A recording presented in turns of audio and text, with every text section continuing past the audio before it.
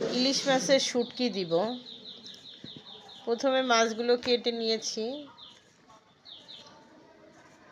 এভাবে করে।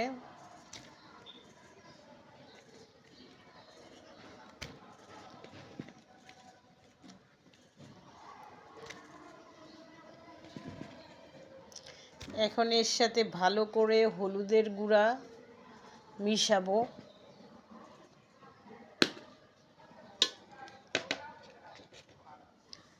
এই যে হলুদের গুঁড়া মিশাবো, তারপর লবণ দিব, কতক্ষণ রেখে দিব যাতে করে এই মাছের মধ্যে যে এক্সট্রা পানিগুলো আছে সেই পানিগুলো যাতে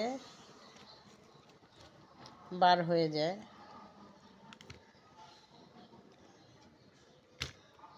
তবে যখন হলুদ মাখবো হাতের সংস্পর্শ না দেওয়াটাই ভালো, তাই আমি একটু উপর থেকেই দিয়ে দিচ্ছি।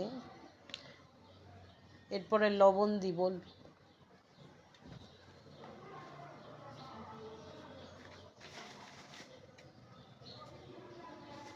লবণ ছিটিয়ে দিচ্ছি।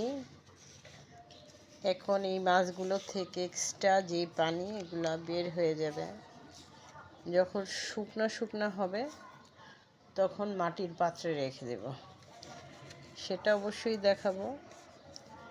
এখন আগে প্রসেসিং করতেছি, হলুদ এবং লবণ মেখে কতক্ষণ রেখে দিব যাতে করে এর ভেতরে পানিটা ভালো করে বার হয়ে যায়।